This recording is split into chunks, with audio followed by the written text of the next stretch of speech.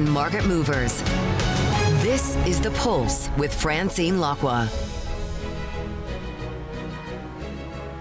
Now, good morning, everyone, and welcome to The Pulse. I'm Francine Lacqua here in London. Now, we have a lot of news to get through. Just one of the latest couple of news that's coming out there's a recalibration of, for example, Brussels, but also Europe and France now trying to fine Apple. So France fining Apple 150 million euros doesn't seem huge, but there you go, over its iOS app data tracking consent. So we'll see whether this then goes to Brussels and becomes a lot bigger. Now, President Donald Trump says he plans to impose so-called reciprocal tariffs on all countries on Wednesday. Now, his comments to reporters on Air Force One tempered down speculation that some nations could be spared. You'd start with all countries, so let's see what happens. There are many countries. I haven't heard a rumor about 15 countries, 10 or 15. So you're starting with all countries? Essentially, all of the countries that we're talking about. We wouldn't be talking about all countries. That's not a cutoff. Now, Trump also threatened to quote secondary tariffs on buyers of Russian oil if Vladimir Putin refuses a ceasefire with Ukraine. Trump says he still trusts Putin. You're talking about Putin. I don't think he's going to go back on his word. I've known him for a long time. We've always gotten along well. He considers Zelensky not credible. He's supposed to be making a deal with him, whether you like him or you don't like him. So I wasn't happy with that. But I think he's going to be good.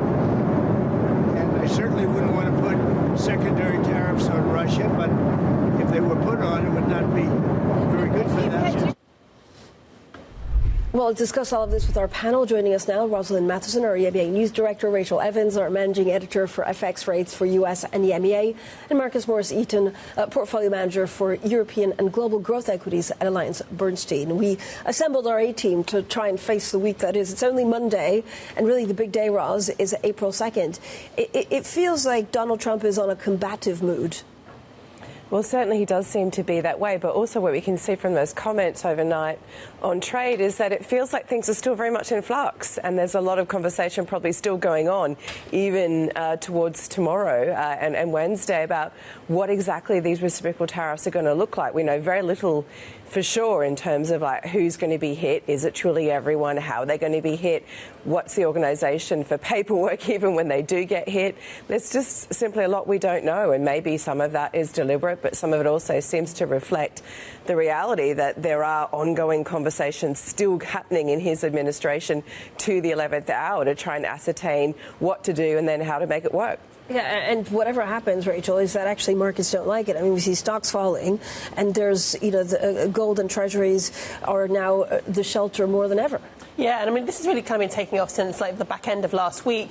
We have been sort of seeing people starting to look through some of the noise around tariffs, a bit of a sense of, we need to see the sort of whites of the eyes of tariffs before we actually act, because there's been so much, to Roz's point, uncertainty around exactly what will come through, and then some flip-flopping and U-turns about some of the previous tariffs that have come in and then been taken off. So folks had wanted to kind of really see the reality, but I think as we've got nearer and nearer to this deadline, and there's been, not really that much in the way of kind of suggestions that it won't be a very broad kind of action, people have started to want to take some risk off the table. It's not kind of a full-on rout as yet, but it's definitely been a sense that there is caution in the market and wanting to take money out of play. And Marcus, I mean, we're therefore probably expecting more cuts from the Fed, or certainly that's what the market is betting on. Yeah, I think that, to be honest, it's all up in the air at the moment, though. And as the two ladies said, it's a dangerous game to bet and forecast these tariffs, because on the one hand, we have to forecast what's going to be announced tomorrow. But then the one thing we know for certain is that will be a negotiating position. And from speaking to US corporates, it's very clear that this lack of visibility around tariffs is really creating decision paralysis. So I think it will be good for everyone when we get greater clarity on the tariff regime, and companies can then invest for the future, understanding what the landscape looks like. Yeah, Goldman Sachs, I think, economists there were predicting 3 rate cuts at both the Fed but also the ECB, really changing their previous forecast. Have you changed any of your forecasts? No, we haven't yet, because as I said, it's a very dynamic situation. We need to understand what tariffs are actually announced, what are enacted, and then the corresponding impact on inflation. So we would rather focus on the underlying corporates themselves that can manage whatever policy is enacted. Rachel, I mean, it does seem like, if you're the Fed right now, you're in a wait-and-see situation, but it's not looking pretty. Yeah, I mean, there's a lot of kind of different issues that the tariff situation throws out. Number one, you're going to have potentially a growth hit. We've been seeing a lot more talk about recession, and what do you do in that sort of situation? Well, buying treasuries might be a good way to do it. But then also, to Marcus's point, the inflationary picture. Do you start to see price pressures kind of picking up as a result of tariffs? We saw kind of a lot of headlines over the weekend about sort of people going to car lots in the US looking to buy cars now because they worry that there are going to be sort of like higher prices passed on from those automaker tariffs. So I think if we start to see those kind of tariffs broadly impacting prices, then that has an inflationary impact, which would be bad for bonds. So you have this kind of like push-pull of, does this hit growth or does this hit prices? And what does the Fed then do about it? Because it would cut to support growth, but you'd want to keep sort of a more kind of higher rates if you were to try and kind of tackle price increases. And we're just hearing actually from Mr. Panetta from the ECB saying, look, the fight against inflation is not over. Monetary policy needs to consider a weaker economy. When does Donald Trump actually sit up and take notice, Ross? Does he again look through all of these market moves? Well, he keeps saying that he is, and that he and his administration are not paying attention to markets, but they say it so often you have to wonder if they truly are, because they keep reminding us that they're not. And how many times do they have to say that? And obviously he's a businessman, so he wants to take the mood. He's very responsive, to what is the mood amongst ordinary Americans. They are his bread and butter. American companies, again, who are in his ear a lot about some of this, including the auto companies on the auto tariff side. And therefore he is, to Marcus's point, a negotiator. And so he needs to factor in, how is this being received? What is my position? What can I change? And therefore, he is someone who can change his mind very quickly. We've seen sometimes within a matter of hours. So he's obviously paying attention to where the market's at and where rates are too. Rachel, I guess, the $1 million question is that this could be a little bit of pain now to make the U.S. better off, which we know the president has an issue with, right, saying the U.S. has been taking advantage for a long time. Over the last couple of days, we also hear about this Mar-a-Lago Accord really coming up at the forefront. Like, what do we do with that? Yeah, I mean, it speaks to just kind of like how much noise and how many different things you need to process, because there is that kind of potential that Trump is sort of like indicating down the line, you're going to have to suck it up markets for now, because give it kind of, when they kind of enact all these reforms, a couple of years down the line, lower spending, all of that could be a positive for markets. But when you actually then sort of like look at all of the different impulses, this idea of a Mar-a-Lago Accord designed to weaken the dollar by encouraging overseas owners of treasuries to kind of swap their holdings for longer dated securities. It's a very big picture for markets to take in day on, day out. So these are things that I'm sure, portfolio managers are kind of thinking about and wondering. But until you actually see sort of real policy behind a Mar-a-Lago Accord, it's very hard to kind of make any decisions about what you actually own. And I think similarly with this kind of longer term picture around whether this could potentially be a positive for the US in the future, you kind of need to see that starting to play out. And at the moment, you just have a lot of kind of headwinds, like day in, day out, that you need to kind of be constantly repositioning for, or just stepping back and waiting to see the clarity kind of emerge. Yeah, and Marcus, this is, I guess, the tricky part of it is that it keeps on coming up. Like, look, are we seeing the end of U.S. exceptionalism? What does it mean for stocks? Do you actually buy into European stocks? So you've been looking at, for example, EU versus U.S. performance of equities. Yeah, and to be honest, for the last 15 years, US equities have been the only game in town. And rightly so. Over that period, the US market has outperformed Europe by over 300%. And European bulls have constantly been arguing that Europe is cheap and under-owned. But the problem is you need a catalyst for that re-rating to close.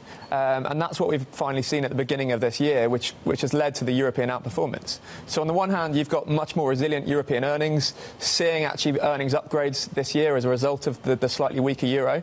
Of course, then you have the potential ceasefire in Ukraine, which would be supportive for the region from both a sentiment but also economic perspective. And then latterly, you've got the German fiscal stimulus, which has the potential to be a real game changer for the region. So we've seen a relatively big move year to date, but in the context of the last 15 years, it is still shallow. So we're hopeful that this could continue. But is this a Draghi moment? I mean, when you look at the impact of the German fiscal stimulus, maybe, raising productivity, also a lot of genuine efforts from European countries to reduce regulation, could this be Europe's moment? I think it could be. It's certainly a game changer for Germany and probably to a lesser extent Europe more broadly. The sheer quantum of numbers is huge, and it's important not to forget this. I mean, we're talking about 2.2% of GDP incremental spend per year on defence and infrastructure. And with the fiscal multiplier you typically see in terms of infrastructure construction spend, that has the potential to be quite powerful. But as you rightly said, it needs to be accompanied by broader productivity gains and hopefully less red tape to make Europe more competitive against other regions. Rachel, I mean, the BOJ is also cutting the amount of super long bond purchases in the quarterly plan. Like, the BOJ is slightly apart from everything else. How would they be looking at tariffs?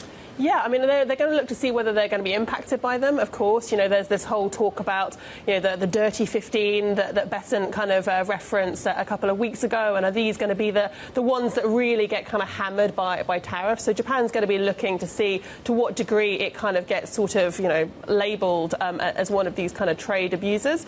But, of course, they have their own sort of macro story to be dealing with. You know, the Bank of Japan is on this kind of path towards higher interest rates.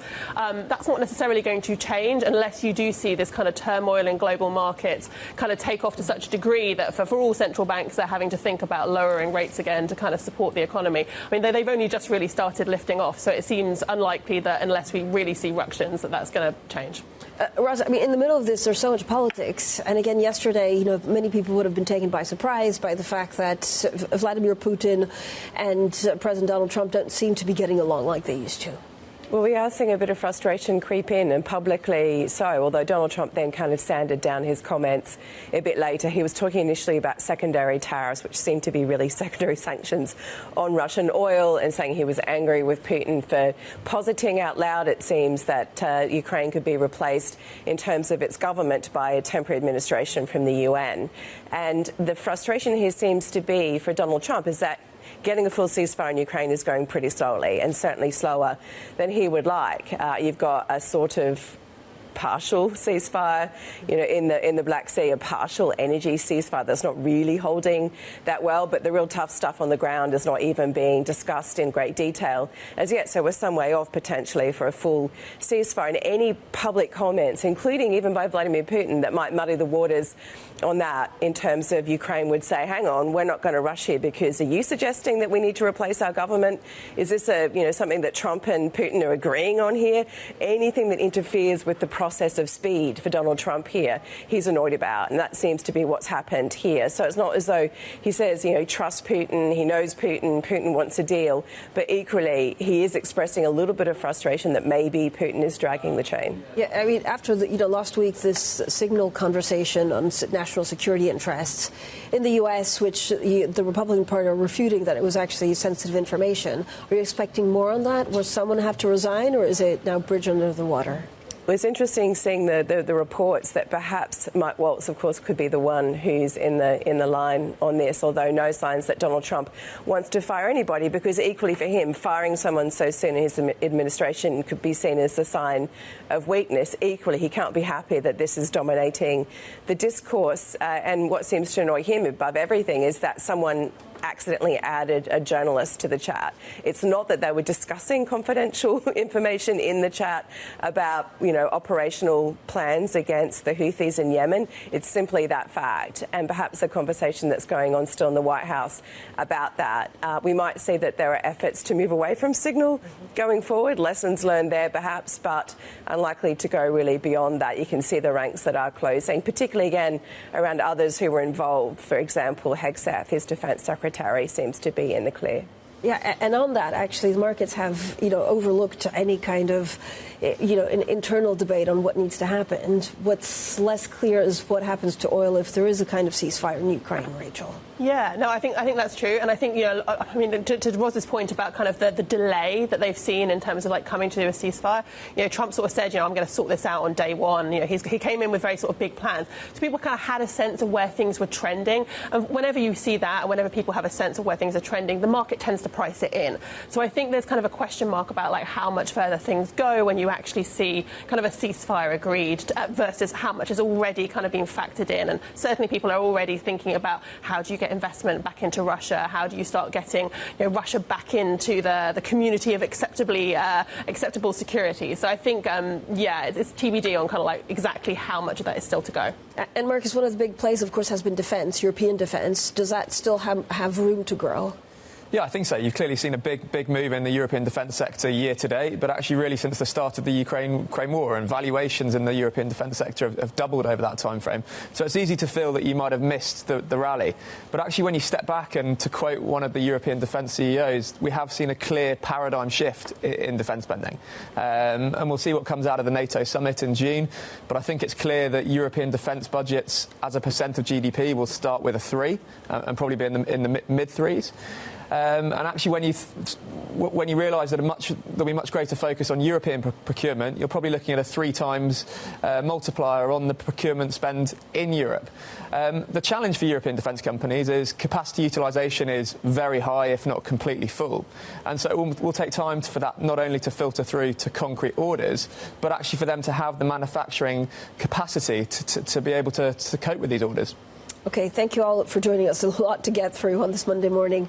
Rosalind Matheson and Rachel Evans, thank you. And Marcus Morris-Eyton from Alliance Bernstein stays with me. Now, coming up, a verdict due in the trial of Marine Le Pen over the alleged misuse of EU funds. We'll bring you the latest next. And this is Bloomberg.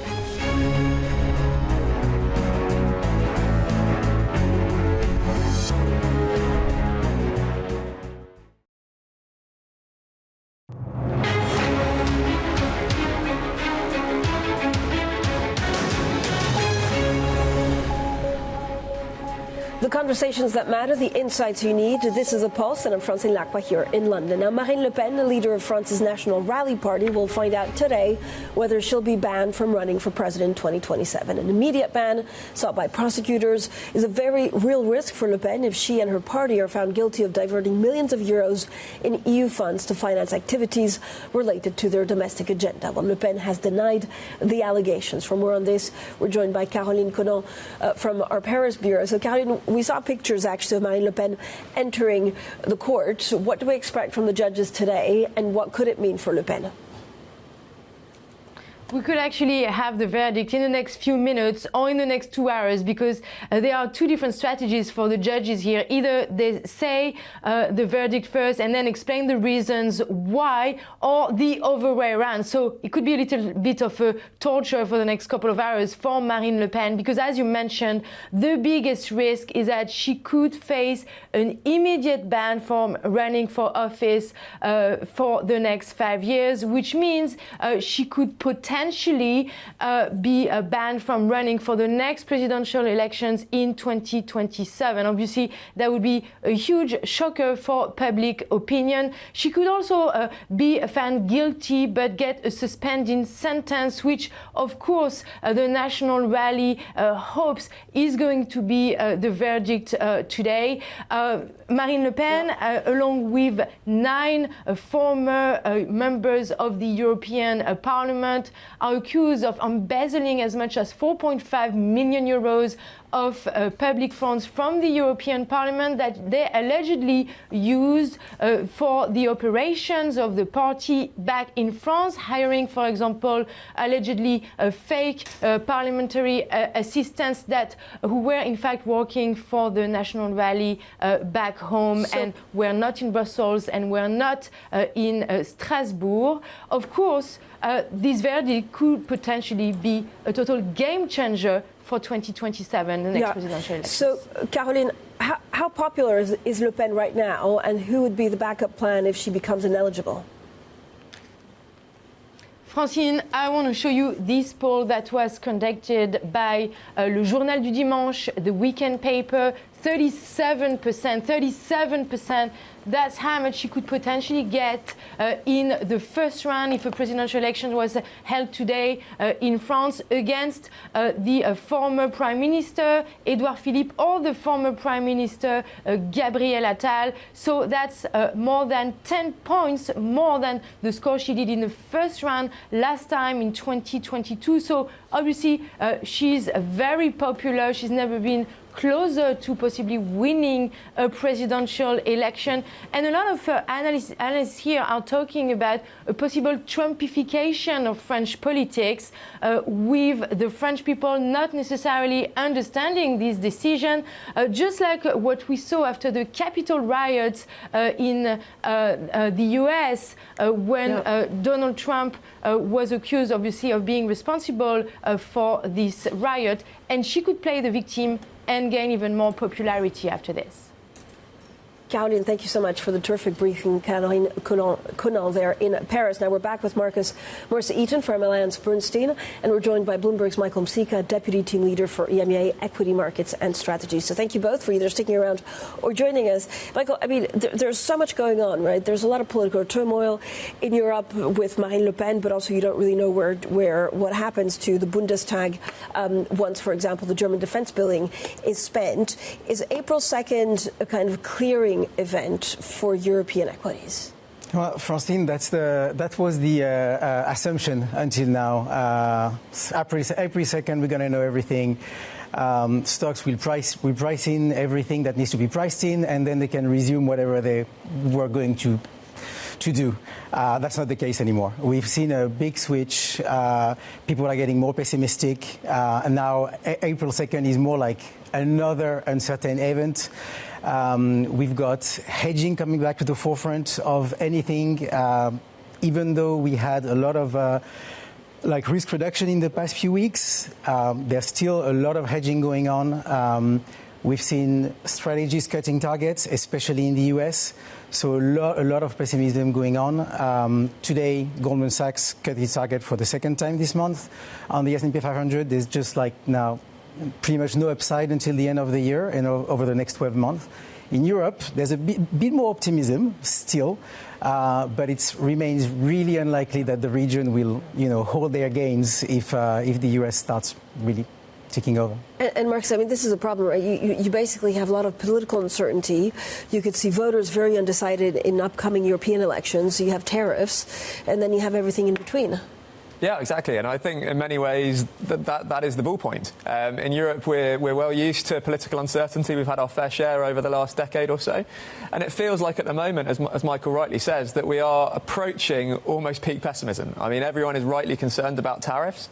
But once we get a concrete understanding of what is announced and what is actually enacted, hopefully then the market can return back to focusing on fundamentals, which in Europe actually look quite healthy at the moment. I mean, they look healthy, but then the million-dollar question is how healthy do they look for how long, Michael? Yeah, that's the big problem. So in Europe, you have that stimulus package that is coming up. Obviously, there's a very big differential in terms of policy, whether it's fiscal or monetary. So Europe is really positive, lower rates. They're going to keep getting lower this year. They're going to be much lower than the Feds. The stimulus package is big. In the US, there's no stimulus that is planned at the moment. So there's all those positives. The problem is you've got all those tariffs and how big they become, and how much each country retaliates, and what's going to be the impact on global growth. And that's where you're seeing at the moment, the rotation that we're seeing is everyone is getting out of cyclicals, and that shows that investors see those tariffs more as a global growth impact, negative impact, rather than just a sectoral kind of impact. Thank you both, Michael and Marcus. Morris-Eyton there from Alliance Bernstein and Bloomberg's Michael Msika. Coming up, Donald Trump doubles down on tariffs ahead of a crucial week and issues a warning on Russia, so we'll have the latest. That's next, and this is Bloomberg.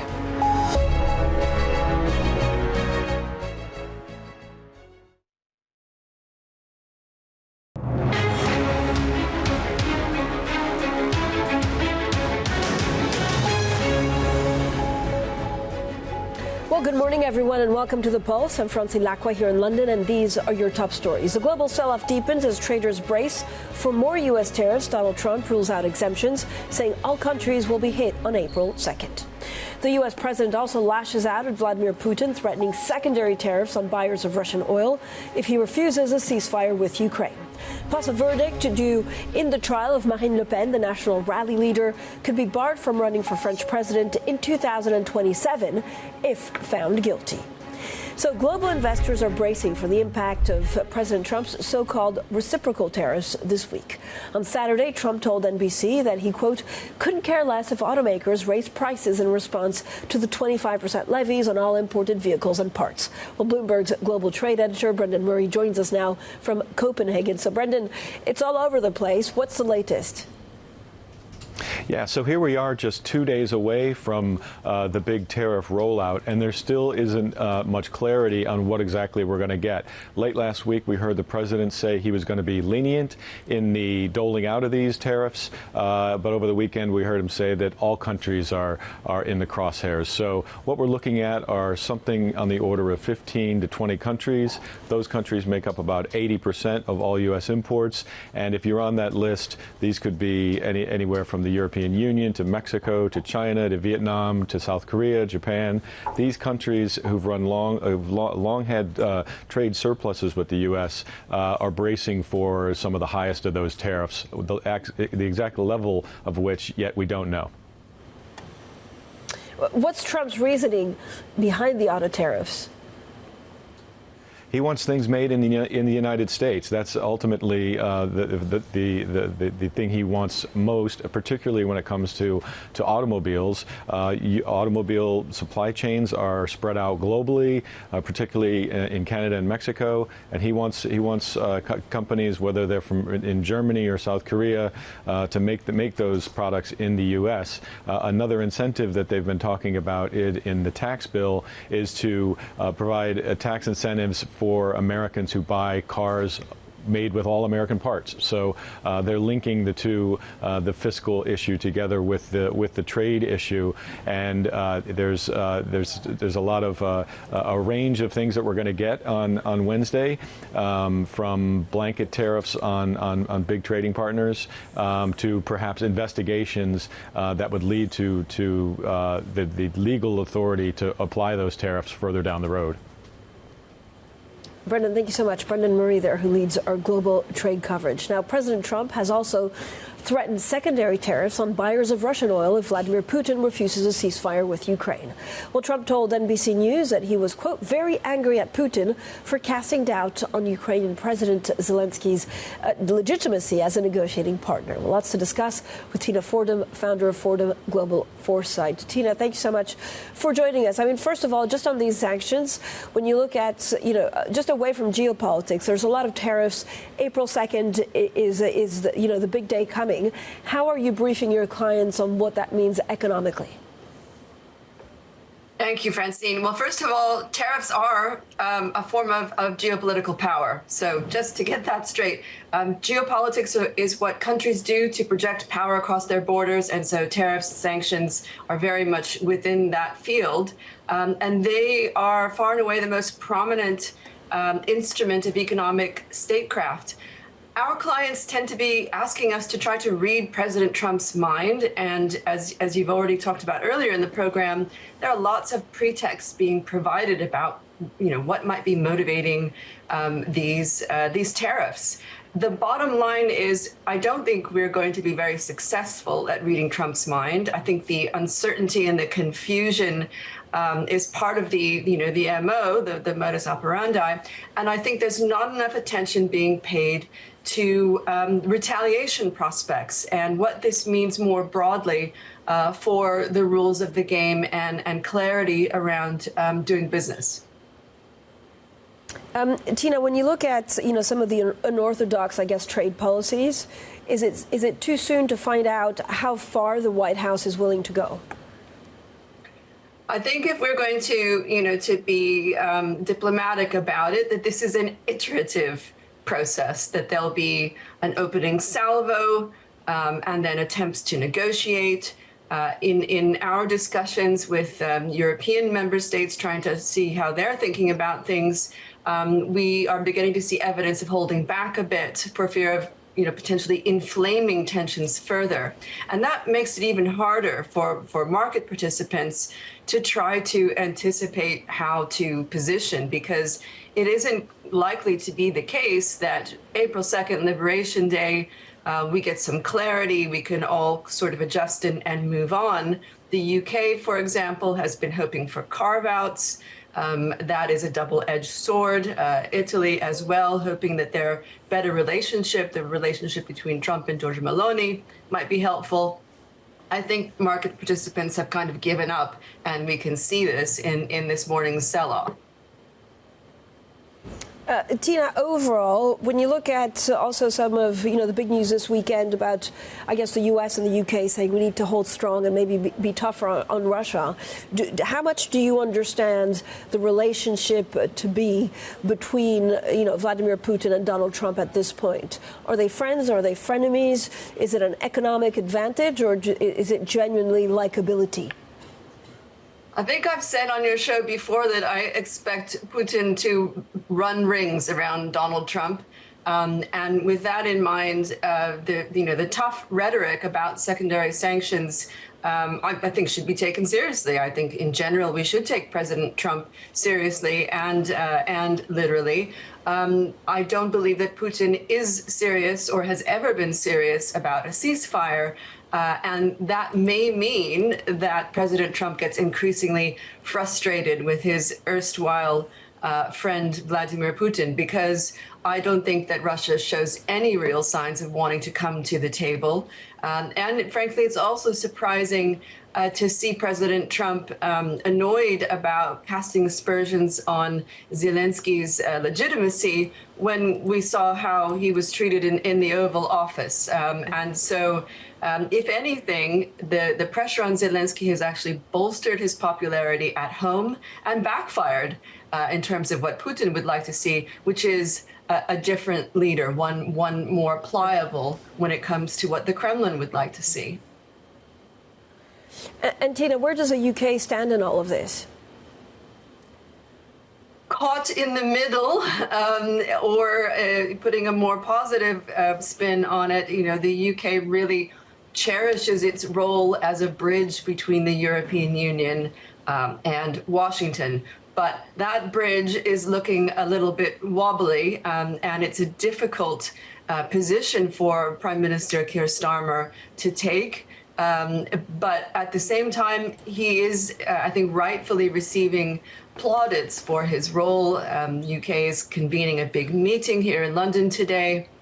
And the question is really, to my mind, is whether the fact that Keir Starmer is a little bit of the teacher's pet when it comes to European leaders actually helps the UK, or ends up, potentially causing Starmer more problems than it helps. Does that mean, Tina, that actually the UK is somewhat, if not exempt, in a favourable position ahead of April 2nd and the massive tariffs coming our way? I think that's what the hope will be. But again, it's a real double-edged sword, potentially, and it has put Downing Street in the position of having to say that it would consider retaliation. And that's not something that I suspect the Prime Minister would have been wanting to make clear. But it's again, this need to constantly balance between wanting to be working constructively with Washington at the same time as Starmer has been pursuing a UK-EU reset, and doesn't want to look to European partners like it's being singled out in a positive way for Washington. So very complex balancing act for the Prime Minister. And Tina, where does this leave China? Again, there's a number of thinkers that say all of this changing geopolitics actually could push Europe closer towards China. I think there's an opportunity for Europe at many levels. I mean, we have been talking in our research about the mega thesis, make Europe great again, not without many caveats, of course. The possibilities for China, I think, have actually increased as the U.S. has become more erratic in its global leadership. But let's remember, too, that the Chinese leadership is never really in a hurry. It can wait and watch on the sidelines, court potential deals and allies, and kind of do the cleanup when it comes to the potential for deals and for positioning. Tina, as always, thank you so much for the great insight. Tina Fordham, they're founder of Fordham Global Foresight. Now, coming up, we'll speak to the chief executive of the European refiner, VARO Energy, about a deal that will make it Europe's second largest renewable fuel producer. That exclusive interview is next, and this is Bloomberg.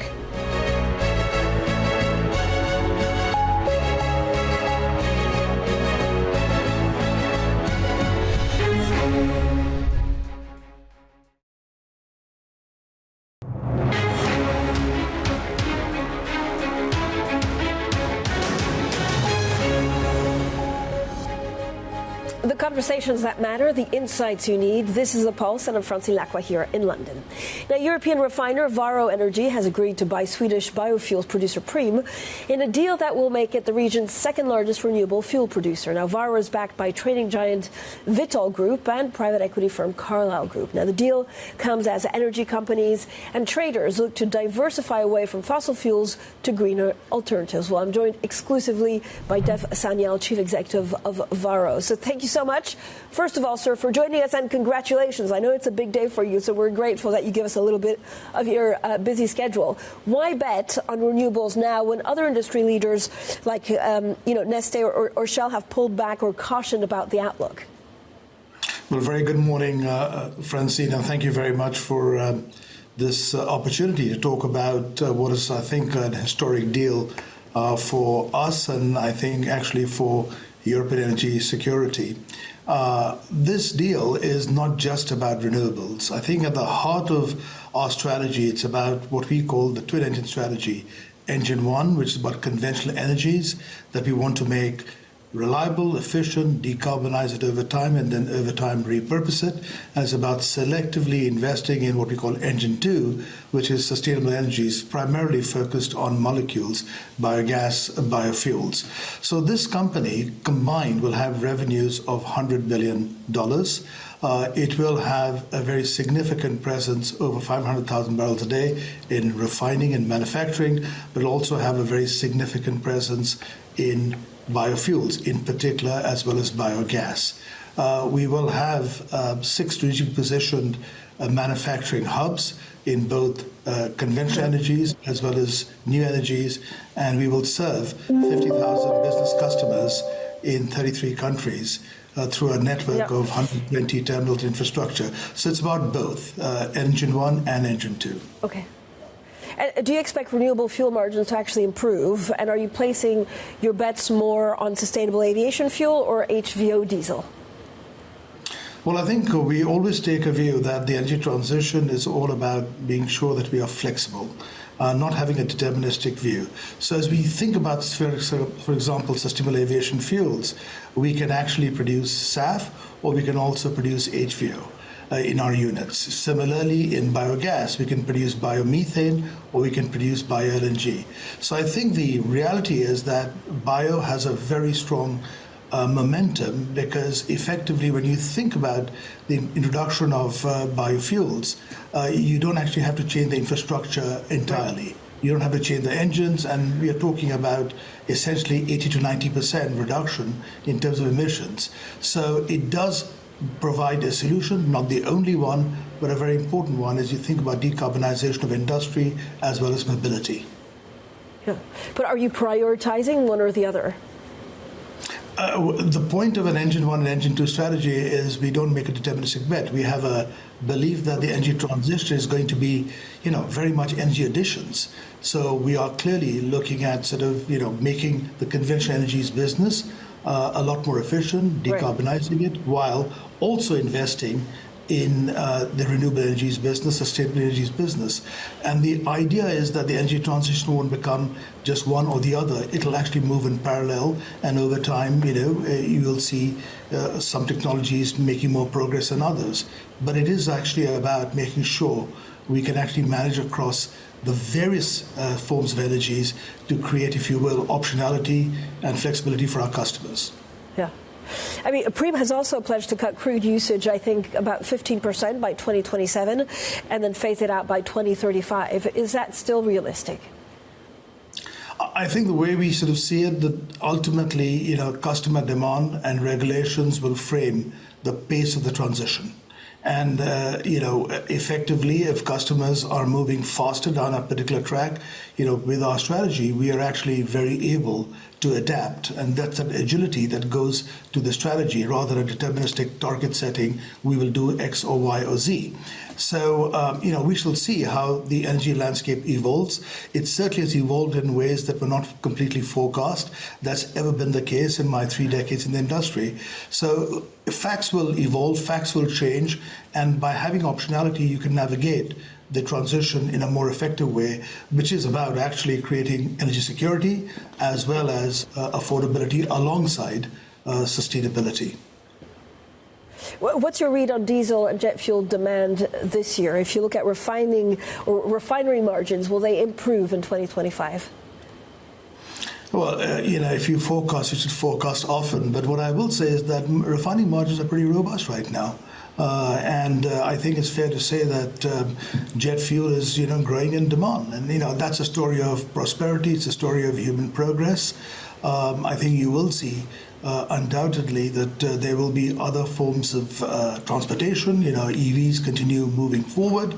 But I think the full mix is going to evolve based on a number of factors, one of which is how do you actually ensure the appropriate growth dynamics in this business. Our business in energy is still growing.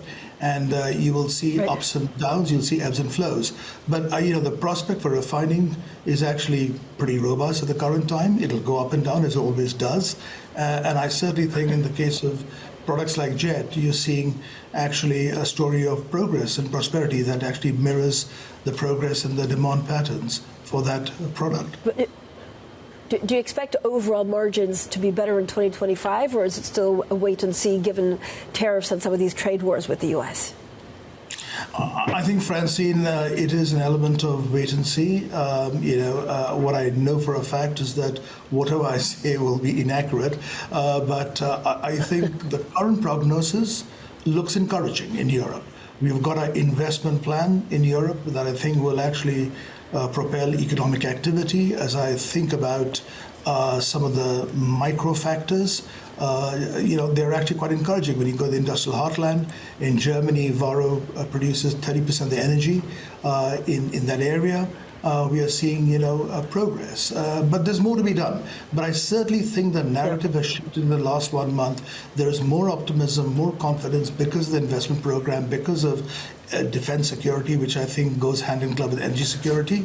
And so the prospects are encouraging, but it'll not be a straight line as always. And I don't think that's just true of conventional energies or renewable energies. It's true of energy as a whole, the entire system.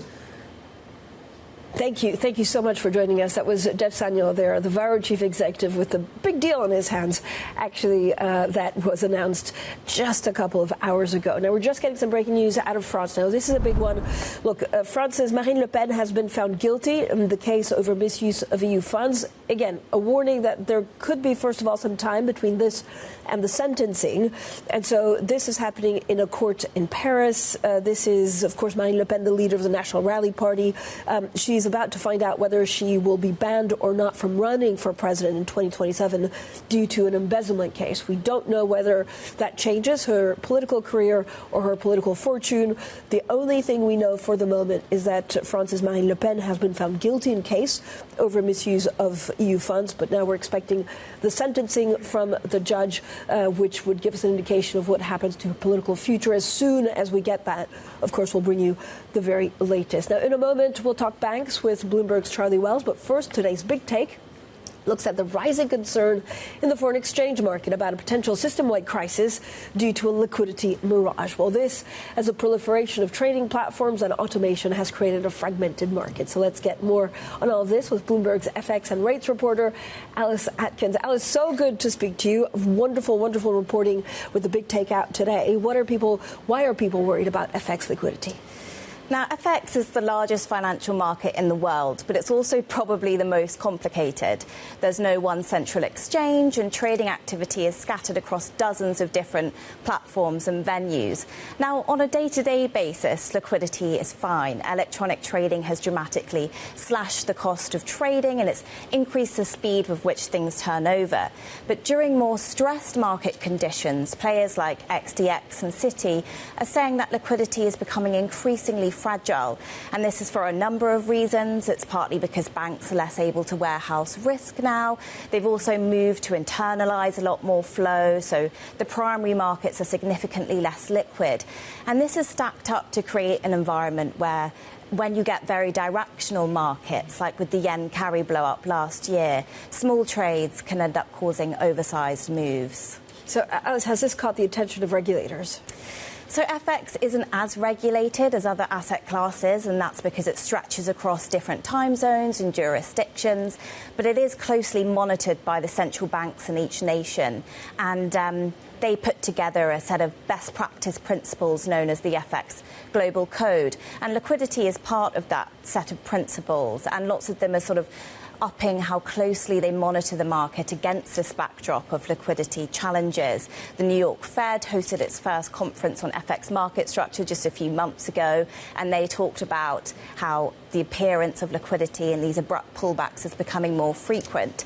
And they're closely tracking the growing role of non-bank market makers in keeping liquidity flowing. The Bank of England has also warned and been pushing for more transparency in the market for some time.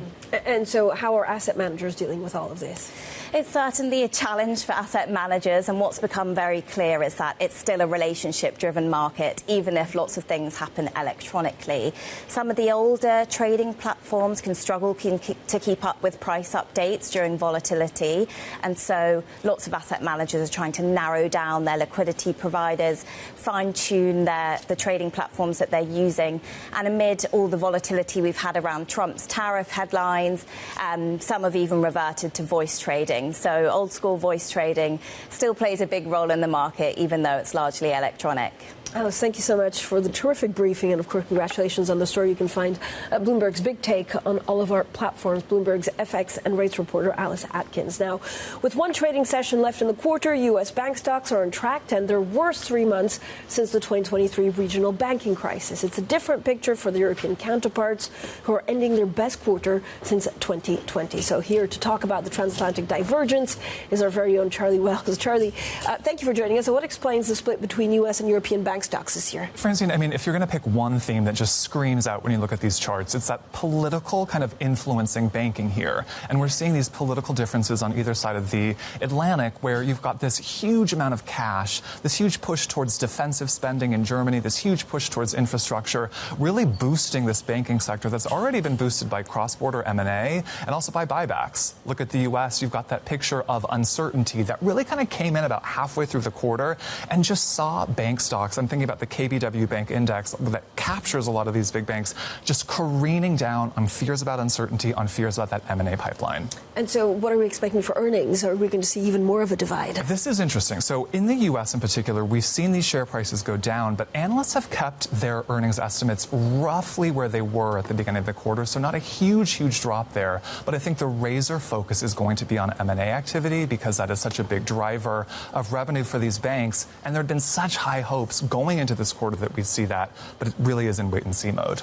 Okay, Charlie, thank you so much. Charlie Wells there with the very latest on this divide between European and U.S. banks. Now, in the last couple of minutes, we also had basically this Paris court ruling on Marine Le Pen. Again, the French judges have not yet read out the sentences in Marine Le Pen, but what we know is that she's been found guilty in the case over misuse of EU funds. Now, prosecutors are seeking an immediate ban and a 5-year electoral ban for Le Pen, who's denied any wrongdoing and claims that the prosecution is seeking her political death. We don't yet know what happens actually to her political career. We'll bring you that sentence as soon as it's issued. Now, the Republican Senator Ted Cruz, a little bit later on balance of power. Don't miss that conversation, 9:30 p.m. London time. Up next, Bloomberg Brief, and this is Bloomberg.